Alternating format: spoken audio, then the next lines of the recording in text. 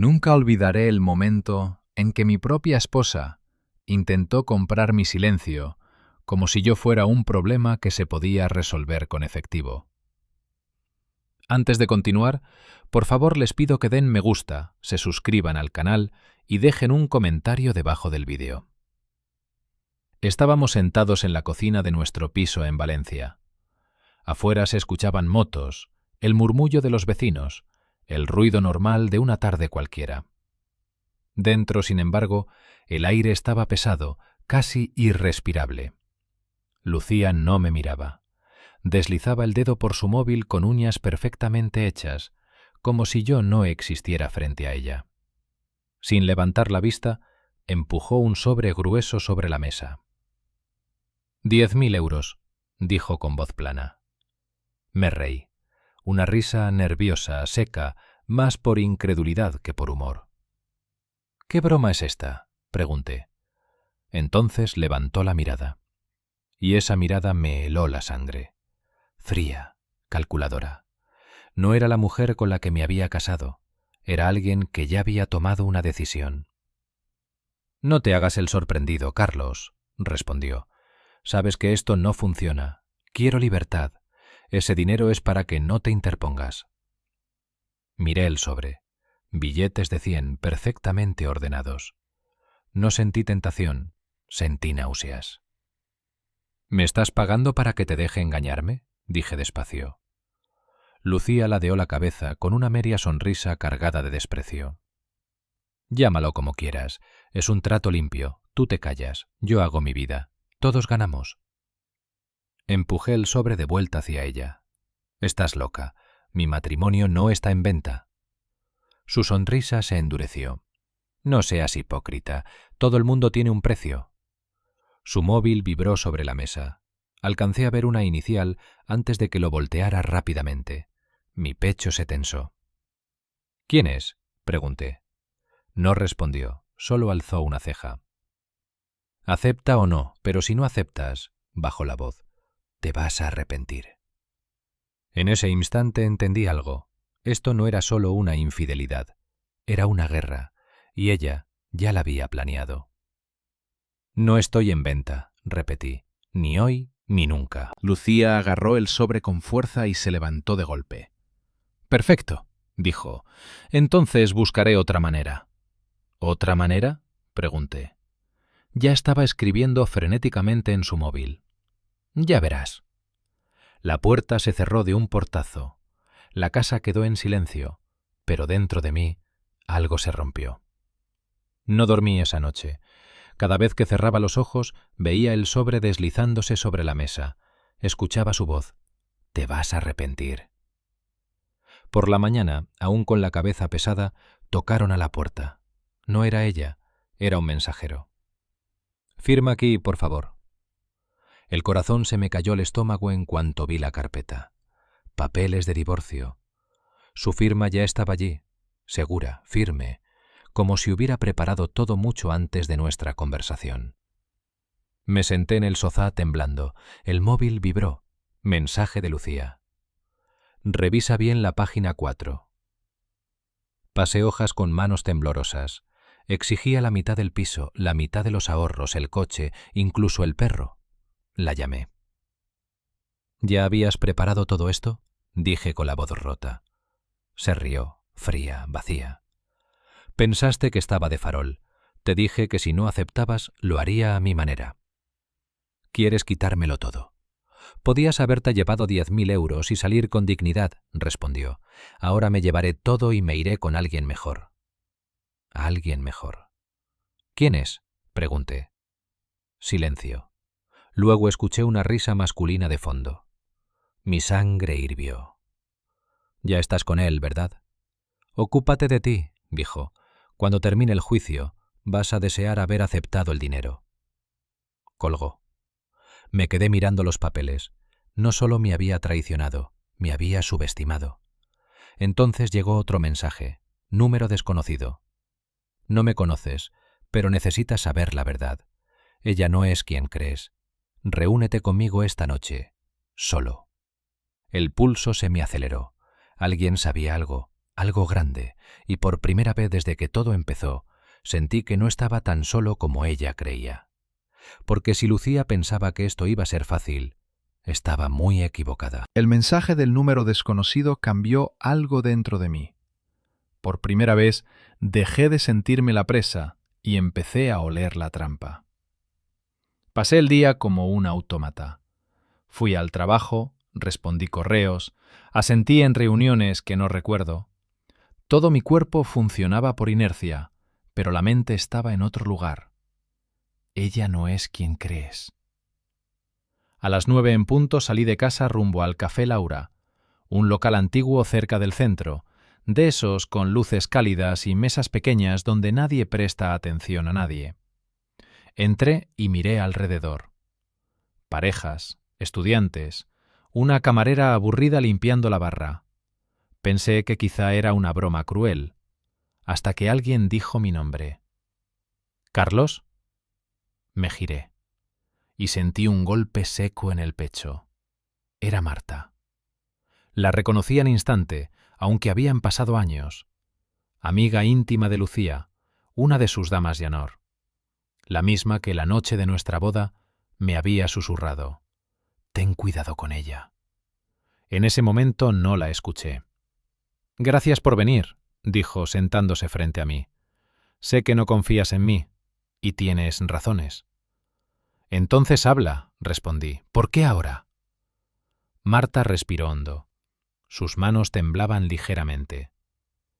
«Porque Lucía no solo te está haciendo esto a ti.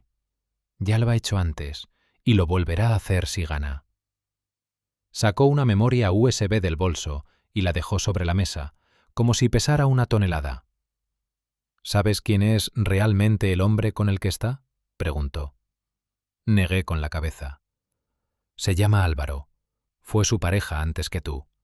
Rico, arrogante, manipulador. La dejó cuando se cansó de ella. Desde entonces, Lucía juró que nunca volvería a depender de nadie». «¿Y ahora vuelve con él?», murmuré. Marta asintió. «Pero él nunca confió en ella. Grabó llamadas, guardó mensajes, audios donde ella habla de ti, de cómo piensa dejarte en la ruina». Sentí que el estómago se me cerraba. «¿Por qué ayudarme?», pregunté. «Tú podrías simplemente desaparecer». Sus ojos se oscurecieron. «Porque también intentó hacerlo conmigo. Me usó, me endeudó, y cuando ya no le servía, me tiró». Lo que te está haciendo es su obra maestra. Empujó la memoria USB hacia mí. «Aquí está todo. Úsalo bien». Salí del café con la sensación de llevar una bomba en el bolsillo. Esa noche no dormí. Reproduje los audios una y otra vez. La voz de Lucía, clara, segura, cruel. «Lo voy a exprimir hasta el último euro. Cuando tenga el piso, lo vendo y desaparecemos. Él cree que aún lo respeto». Cada palabra era un clavo más en el ataúd de nuestro matrimonio. A la mañana siguiente fue la primera vista judicial. Lucía entró tarde, vestida de rojo, segura de sí misma. Álvaro la acompañaba, rozándole la mano como si yo no existiera. Cuando se sentaron frente a mí, ella sonrió, una sonrisa que decía: «Ya gané». «Señoría», dijo, «solo quiero mi parte justa. Mi marido se negó a un acuerdo razonable». El juez frunció el ceño. «¿A qué acuerdo se refiere?».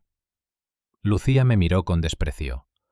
«Le ofrecí dinero para evitar conflictos, 10.000 euros. Él rechazó». Un murmullo recorrió la sala. «¿Está admitiendo que intentó comprar el consentimiento para ser infiel?», preguntó el juez. «Estoy admitiendo que le di una opción», respondió. «Él eligió el conflicto». Mi abogado se inclinó hacia mí y susurró: «Déjala hablar, se está hundiendo sola». Yo apreté los puños bajo la mesa. No era el momento, aún no. Cuando salimos al receso, Lucía se acercó.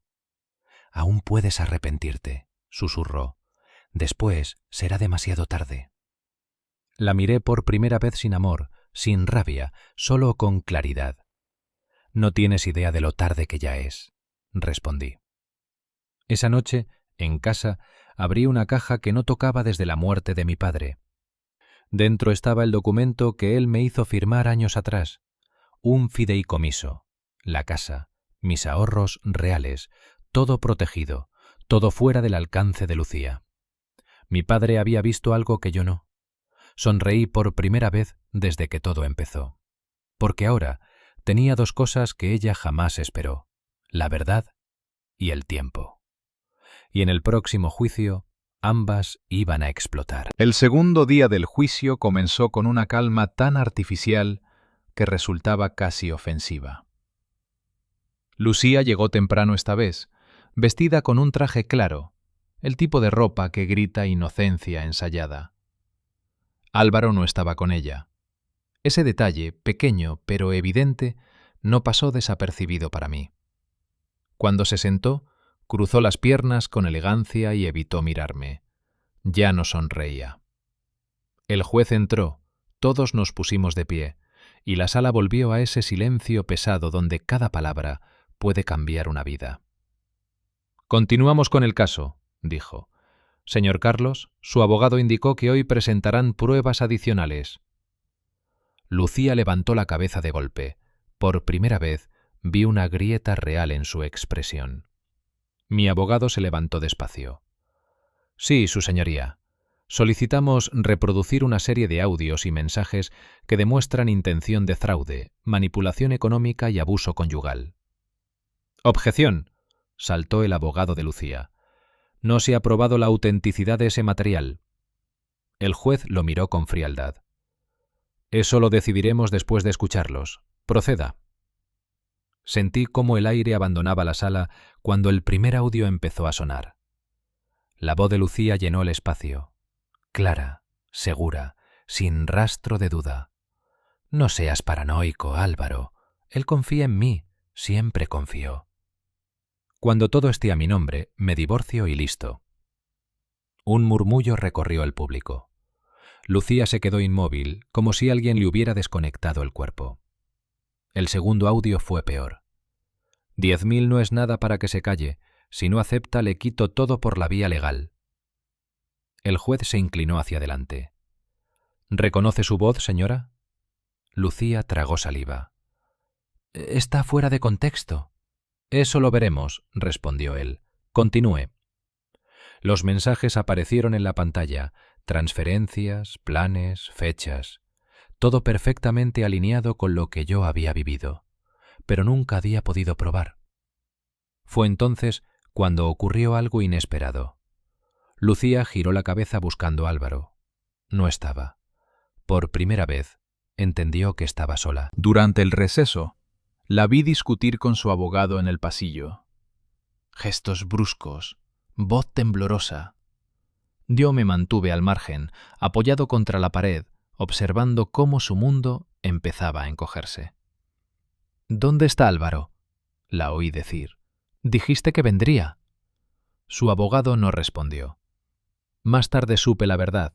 Álvaro había presentado una declaración por separado, negándolo todo, diciendo que ella lo había manipulado, que ella había propuesto el plan. La traición siempre duele más cuando viene de quien creías tener controlado. De vuelta en la sala, el juez fue directo. «Señora Lucía, dadas las pruebas presentadas, este tribunal considera que hay indicios claros de mala fe». Ella se levantó de golpe. «¡Eso no es justo!», gritó. «Él no es una víctima». Me miró con odio puro. «Se hizo el bueno durante años, pero es un cobarde. Siempre lo fue». El juez golpeó el mazo. «¡Silencio!». Una palabra más y la sacaré de esta sala.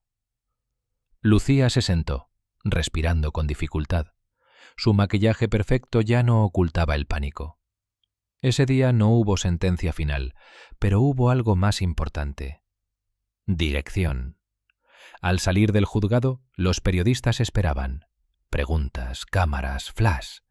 Lucía salió primero. Intentó mantener la compostura, pero alguien gritó. ¿Es cierto que intentó pagar a su esposo para permitirle ser infiel? Se detuvo. Un segundo eterno. Y entonces corrió. Yo salí después, sin prisa, sin declaraciones. No necesitaba hablar. La verdad ya estaba haciendo ruido sola.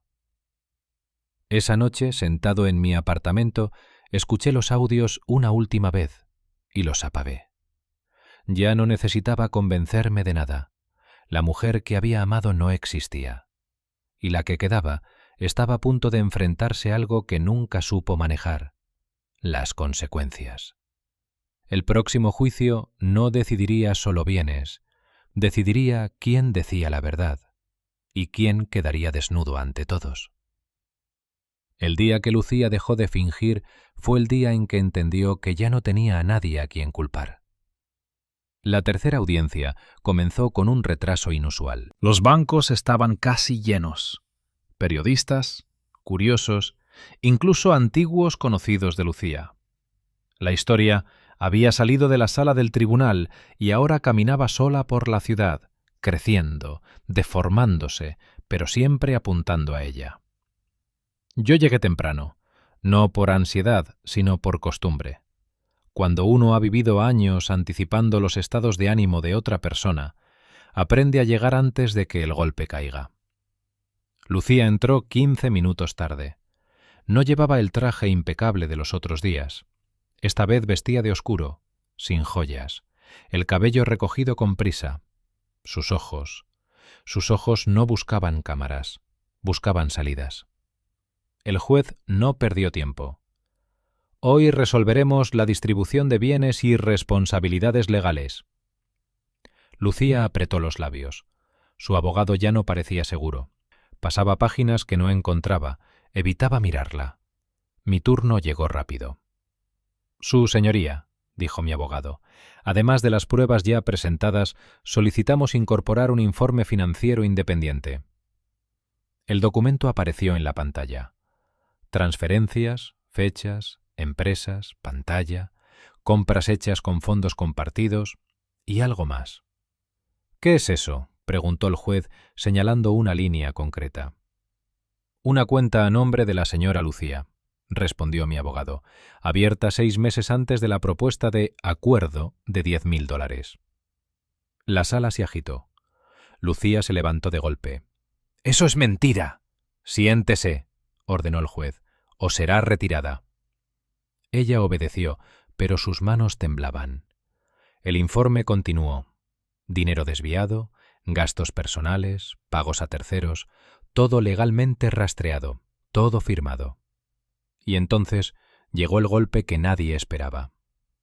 Además, añadió mi abogado, la parte demandante solicita que se revise la legalidad de ciertas actividades profesionales de la señora Lucía, ya que parte de estos fondos fueron utilizados para influir en procesos ajenos al matrimonio. El juez frunció el ceño. ¿Está usted sugiriendo conflicto ético o algo más grave? Ambos, su señoría. Lucía empezó a respirar rápido. Su seguridad, su arrogancia, todo eso se había evaporado. Lo vi en su postura, en la forma en que se encogía en la silla. «Señora Lucía», dijo el juez, «¿desea declarar?». Por primera vez desde que la conocí, dudó. Su voz se quebró. «Todo esto es una exageración. Él quiere destruirme porque no acepté vivir atrapada». Me miró. «Dilo», susurró. «Diles cómo me controlabas». Me levanté despacio. «Nunca la controlé», respondí con calma. «Lo único que hice fue confiar y documentar cuando dejó de merecerlo». Silencio. El juez tomó notas durante largos segundos. Este tribunal considera que hay indicios suficientes para congelar temporalmente los bienes reclamados por la señora Lucía hasta que se resuelvan las investigaciones paralelas. Lucía se puso pálida. «¿Congelar?», repitió. «¿Todo?». «Todo». Fue entonces cuando se quebró. No lloró de inmediato, primero vino la rabia. «Esto es una cacería», gritó. «Él me tendió una trampa». «No», respondió el juez con frialdad. «Usted se expuso sola». Los periodistas casi se levantaron de sus asientos. Al salir, Lucía intentó hablar con ellos, quiso explicar, justificarse. pero las preguntas eran cuchillos. ¿Intentó comprar el silencio de su esposo? ¿Usó dinero compartido para beneficio personal? ¿Es cierto que su amante la ha denunciado? Eso último la paralizó. Sí, Álvaro había presentado denuncia para salvarse. La dejé atrás, rodeada de micrófonos, mientras yo salía por la puerta lateral. No sentí victoria, sentí cierre. Esa noche revisé la casa vacía. Cada habitación guardaba recuerdos que ya no dolían. Había pasado algo importante. Ya no quería explicaciones. Lucía no había perdido solo dinero, había perdido el relato. Y cuando alguien pierde la historia que cuenta sobre sí mismo, lo pierde todo. La última audiencia sería definitiva, y esta vez no habría gritos, solo sentencia. La última audiencia no tuvo espectáculo. No hubo gritos, ni lágrimas teatrales, ni intentos de manipulación, solo hechos. Lucía llegó sin maquillaje, sin joyas, sin esa postura altiva que había usado durante años como armadura. Se sentó derecha, rígida, como alguien que ya sabe que no hay salida, pero aún espera un error ajeno. El juez repasó el expediente en silencio. Las páginas pasaban una tras otra como una cuenta atrás. Este tribunal ha revisado todas las pruebas, dijo finalmente. Audios, transacciones, declaraciones y testimonios. Lucía apretó los dedos con fuerza. Se ha demostrado intención de fraude, manipulación económica y conducta abusiva dentro del matrimonio. Su abogado bajó la mirada. Por tanto, se dicta lo siguiente. El aire en la sala se volvió espeso. Todos los bienes permanecerán bajo control exclusivo del señor Carlos. La señora Lucía no recibirá compensación económica alguna. Se mantiene la orden de alejamiento temporal mientras continúan las investigaciones externas. Lucía parpadeó. Una vez. Dos. Como si no entendiera las palabras en su idioma. Además, añadió el juez, se remitirán los documentos pertinentes a las autoridades competentes para evaluar posibles responsabilidades adicionales. Eso fue todo. No hubo golpe de mazo dramático, solo el sonido seco de una vida cerrándose. Lucía se levantó de golpe. «¡No pueden hacerme esto!» Su voz temblaba. Yo solo quería libertad. El juez la miró con cansancio. La libertad no se compra destruyendo a otros. Silencio. Cuando salimos, no había periodistas esta vez. La historia ya no era interesante. La caída nunca lo es. En las escaleras del juzgado, Lucía me alcanzó. ¿Estás satisfecho?, preguntó con una risa rota. ¿Te sientes ganador? La miré por primera vez sin ira, sin dolor. No, respondí. Me siento libre. Eso fue lo que la destruyó. No el juicio, no el dinero, sino entender que ya no tenía ningún poder sobre mí. Semanas después supe que había perdido su empleo, que su nuevo comienzo nunca llegó, que quienes la aplaudían desaparecieron cuando dejó de ser útil. Yo vendí la casa, cerré cuentas. Empecé de nuevo en una ciudad donde nadie sabía mi historia. Una tarde encontré en un cajón una copia del viejo sobre, el que contenía los $10.000. Lo miré un momento y lo rompí. Porque el día que me ofreció ese dinero, no intentó comprar mi silencio. Intentó comprar mi dignidad. Y al decir no, gané todo.